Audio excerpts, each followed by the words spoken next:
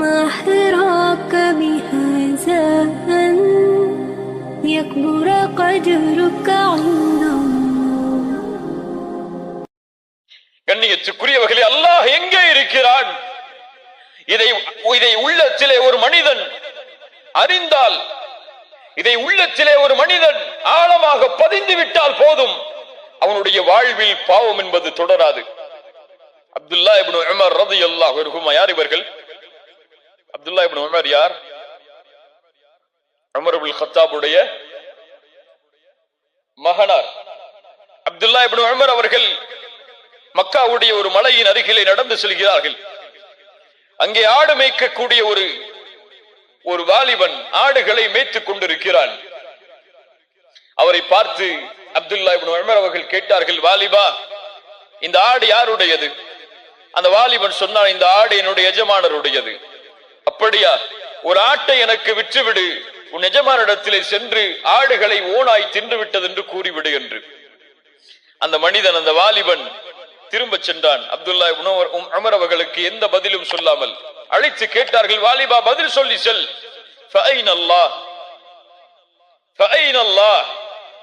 அந்த வாலிபன் கேட்கிறான் அப்துல்லா இப்னு உமரிடத்திலே திரும்பி சென்றவனாக, நீங்கள் சொல்லுகிறீர்கள் எஜமானரிடத்திலே சென்று ஆடுகளை ஓனாய் தின்று விட்டது என்று நான் சொல்லுகிறேன், ஆனால் அல்லாஹ் எங்கே இருக்கிறான்?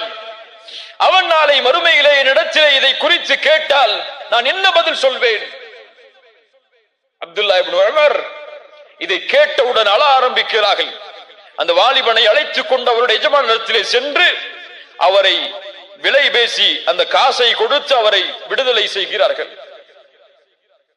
கண்ணியத்துக்குரியவர்களே, இந்த ஒரு அச்சம், இந்த பாவத்தை குறித்து நாளை மறுமையில் அல்லாஹ் என்னிடத்திலே விசாரித்தால் நான் என்ன செய்வேன் என்ற ஒரு பயம் உள்ளத்திலே தொற்றிக் கொண்டால் போதும், தௌபாவுடைய பாதையில் அவன் நடக்க ஆரம்பிப்பான். எப்போது இந்த பயம் இல்லையோ, எப்போது இந்த உணர்வில்லையோ, அவனுடைய உள்ளம் செத்து மடிந்து விட்டது. அவன் அல்லாஹ்விடத்திலே உள்ளத்தை கேட்கட்டும், அவனுக்கு உள்ளம் இல்லை. அல்லாஹ் பாதுகாப்பானாக. யாரை இந்த பயம் ஆட்டியது தெரியுமா? எப்படிப்பட்ட நபித்தோழர்களை இந்த பயம் சுற்றி வளைத்தது தெரியுமா? நாம் எல்லாம் கேள்விப்பட்ட நபித்தோழர் தான் ரசூலுல்லாஹி ஸல்லல்லாஹு அலைஹி வஸல்லமுடைய சபையில் பெரிய பெரிய சஹாபாக்கள் இருக்கிறார்கள். அபூபக்கர், உமர், உஸ்மான், அலி போன்ற மிகப்பெரிய நபித்தோழர்களுடைய சபை. ரசூலுல்லாஹி ஸல்லல்லாஹு அலைஹி வஸல்லம் அவர்களுக்கு இல்மை கற்றுக் கொடுக்கிறார்கள், ஒழுக்கத்தை கற்றுக் கொடுத்துக் கொண்டிருக்கிறார்கள், குர்ஆனை கற்றுக் கொடுத்துக் கொண்டிருக்கிறார்கள்.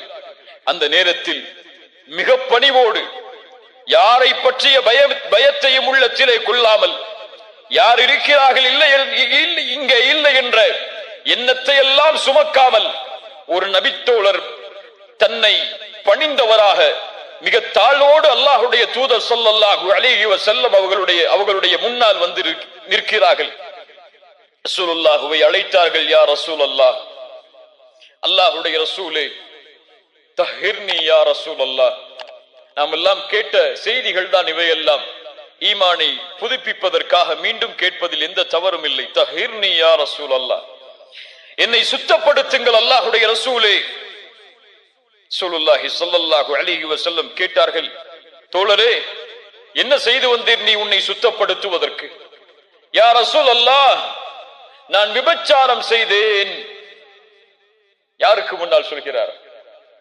சஹாபாக்களுக்கு முன்னால் சொல்கிறார், அங்கே இருந்த மக்களுக்கு முன்னால் சொல்கிறார். அவருடைய உள்ளத்தில் அங்கே இருக்கக்கூடியவர்கள் மீது பயம் இல்லை. பயம் இருந்தால் இப்படி அவர் பேசி இருக்க மாட்டார். அவர் பயந்தது அங்கே அல்லாஹ்வை தவிர வேறு யாரையும் கிடையாது. விபச்சாரம் செய்து விட்டேன் அல்லாஹ்வுடைய ரசூலே. ரசூலுல்லாஹ் கொஞ்சம் அந்த சஹாபாக்களை திரும்பி பார்த்தார்கள். அபிஹி மஜ்னூன், அபிஹி மஜ்னூன், இவர் என்ன பைத்தியக்காரரா? யா ரசூலுல்லாஹ், இவர் மாயிஸ், கண்ணியமான நபர், இவருக்கு பைத்தியம் அல்ல. இவர் மது அருந்திருக்கிறாரா? கொஞ்சம் அவரிடத்திலே பக்கத்தில் சென்று பார்த்து வாருங்கள். சஹாபாக்கள் பக்கத்தில் சென்று அவருடைய அந்த நறுமணத்தை நுகர்கிறார்கள். யா ரசூலல்லாஹ், இவர் மது குடிக்கவில்லை, நிதானமோடு தான் இருக்கிறார் மாயிஸ். ரசூலுல்லாஹி ஸல்லல்லாஹு அலைஹி வஸல்லம் சொன்னார்கள், மாயிஸே திரும்பச் செல், பாவத்தை குறித்து அல்லாஹ்விடத்திலே முறையிடு, தௌபா செய், திரும்பச் செல். கொஞ்ச தூரம் செல்கிறார், திரும்பி பார்த்தார். யா ரசூலல்லாஹ் தஹிர்னி யா ரசூலல்லாஹ், என்னை சுத்தப்படுத்துங்கள் அல்லாஹ்வுடைய ரசூலே. மாயிஸே திரும்பச் செல், அல்லாஹ்விடத்திலே தௌபா செய், அல்லாஹ் உன் பாவத்தை மன்னிப்பார். யா ரசூலல்லாஹ், இந்த குற்றத்திற்கு தண்டனை இது வல்லவே. மாயிஸ் அவர்கள் குற்றத்தை ஒப்புக்கொள்கிறார்கள். ரசூலுல்லாஹி ஸல்லல்லாஹு அலைஹி வஸல்லம் அவருக்கு ஹத்தை நிறைவேற்றுமாறு சஹாபாக்களுக்கு கட்டளையிடுகிறார்கள். ரசூலுல்லாஹுடைய அந்த பாசம், அந்த நேசம் யாரும் நிரூபிக்கவில்லை. அந்த குற்றத்தை சாட்சிகள் யாரும் இல்லை தண்டனையை கொடுப்பதற்கு, அவரே சாட்சி. ரசூலுல்லாஹ் அதனால் அவகாசம் கொடுக்கிறார்கள். யாரும் உன் குற்றத்தை சாட்சியாக வந்து முன்னால் நிற்கவில்லை, நீ செல். ஆனால் அவர் சென்றிருக்கலாம். அவர் தௌபா செய்திருந்தால் குர்ஆனுடைய வசனம் சொல்லுகிறது, அல்லாஹ் அவரை மன்னித்திருப்பான். ஆனால் அவருடைய உள்ளத்தில் இருந்த பயம், இந்த உலகத்தில் நான் தப்பிக்கலாம், நாளை மறுமை என்ற ஒரு நாள் வந்தால் அல்லாஹ் ரப்புல் ஆலமீன் என்னை கை நீட்டி அல்லாஹ் விசாரித்தால் அந்த நேரத்தில் நான் என்ன செய்வேன் என்ற ஒரு பயம் அவருடைய உள்ளத்தை நடுங்க வைத்தது. கண்ணியத்துக்குரியவர்களே, ரசூலுல்லாஹ் தண்டனையை கொடுக்க சொல்கிறார்கள். சஹாபாக்கள் கல்களை எறிகிறார்கள். அவருக்கு தண்டனை கொடுக்கப்படுகிறது. தாங்க முடியாமல் மாயிஸ் ஓடுகிறார். ரசூலுல்லாஹி ஸல்லல்லாஹு அலைஹி வஸல்லம் அவரை பிடித்து வருகிறார்கள் நபித்தோழர்கள் தண்டனையை கொடுப்பதற்காக. ரசூலுல்லாஹ் சொன்னார்கள், அவரை நீங்கள் விட்டிருக்கலாமே, அவர் சென்று தௌபா செய்திருந்தால் அல்லாஹ் மன்னித்திருப்பானே. அவருடைய ஆடை கொஞ்சம் விலகுகிறது. அந்த தண்டனையை கொடுக்கும் பொழுது ரசூலுல்லாஹி ஸல்லல்லாஹு அலைஹி வஸல்லம் சொன்னார்கள், அவரை நீங்கள் மறைத்திருக்கலாமே. மாயிஸ் தண்டனை கொடுக்கப்பட்டு அவருடைய ஜனாசா கொண்டு வரப்படுகிறது. அப்போது அந்த சபையில் இருந்த 2 நபித்தோழர்கள் சொல்கிறார்கள், இவரைத்தான் அல்லாஹ் மறைத்தானே, இவருடைய பாவத்தை தான் அல்லாஹ் மறைத்து விட்டானே, இவர் நினைத்திருந்தால் சென்றிருக்கலாமே.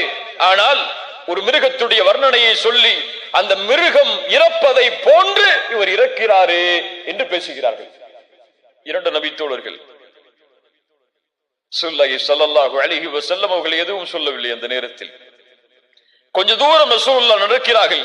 அந்த ஜனாசாவை அடக்கம் செய்துவிட்டு செல்லக்கூடிய வழியில் ஒரு கழுதை இறந்து அழுகி போன மாமிசம் கிடக்கிறது. ரசூலுல்லாஹி ஸல்லல்லாஹு அலைஹி வஸல்லம் கேட்டார்கள், மாயிஸை பற்றி பேசி அந்த 2 நபித்தோழர்கள் யார்? முன்னால் கொண்டு வரப்பட்டார்கள்.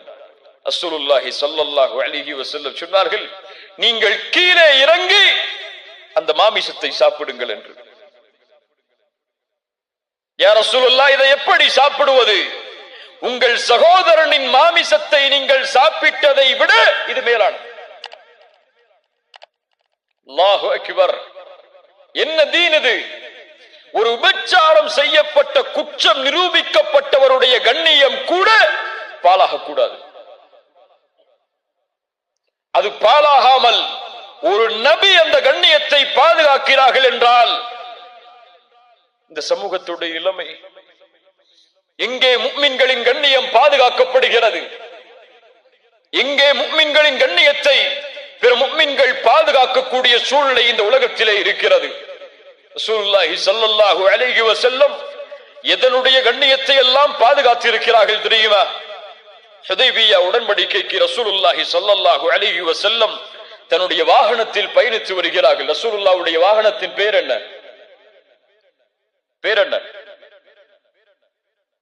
ரசூலுல்லாஹ்வுடைய ஒட்டகத்துடைய பேர் என்ன? கஸ்வா. ஹுதைபியாவுடைய இடம் வரும் பொழுது அந்த கஸ்வா கொஞ்சம் திமிரு கொள்கிறது, கொஞ்சம் அடம் பிடிக்கிறது. சஹாபாக்கள் சொன்னார்கள், கஸ்வா திமிரு கொள்கிறது, கஸ்வா திமிரு கொள்கிறது, முரண்பிடிக்கிறது. ரசூலுல்லாஹி ஸல்லல்லாஹு அலைஹி வஸல்லம் உடனடியாக சொன்னார்கள், கஸ்வா திமிரு பிடிக்காது, அது அதனுடைய குணமும் அல்ல. அஸ்ஹாபுல் ஃபீலை தடுத்தவன் இதையும் தடுத்திருக்கிறான்.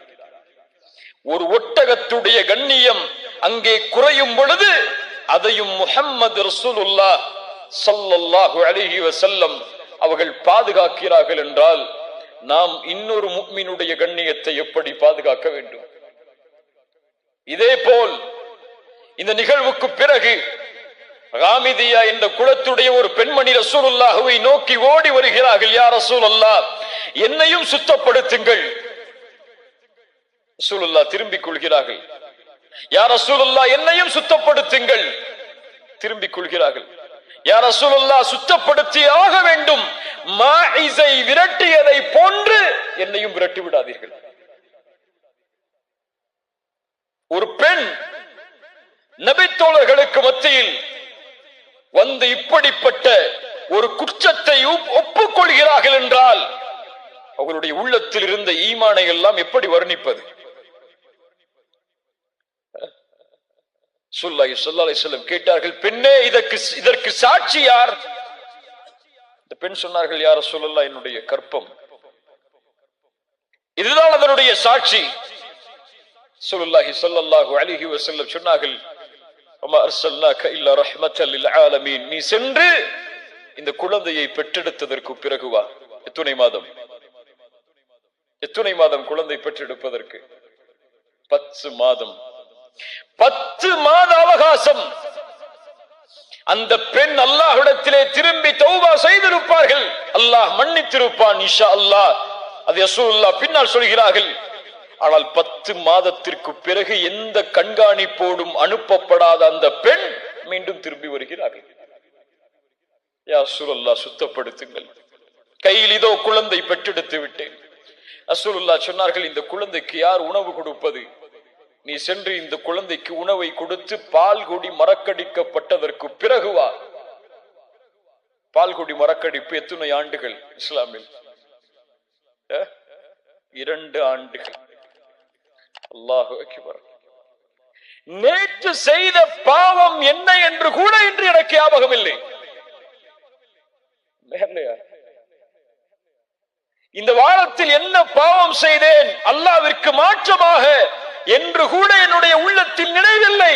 ஆனால் என் புத்தகத்தில் பதியப்பட்டு இன்னும் மன்னிக்கப்படாமல் இருக்கிறது. அல்லாஹ் பாதுகாப்பானாக.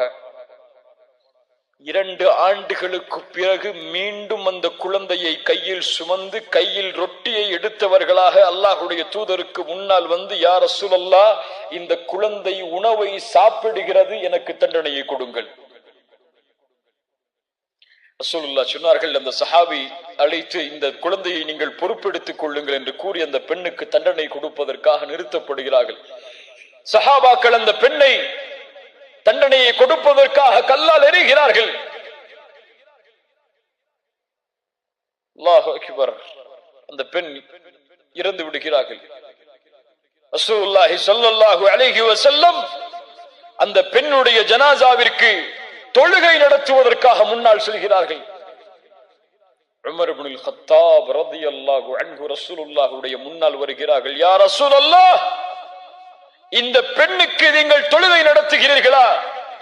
அவள் விபச்சாரம் செய்த பெண். விபச்சாரம் செய்த பெண்ணுக்கு நீங்கள் தொழுகை நடத்துவதா? உமரே, உனக்கு தெரியுமா, இந்த பெண் செய்த தௌபாவை மதீனாவில் வாழக்கூடிய 70 பேருக்கு பங்கு வைத்தாலும் விசாலமாகும்.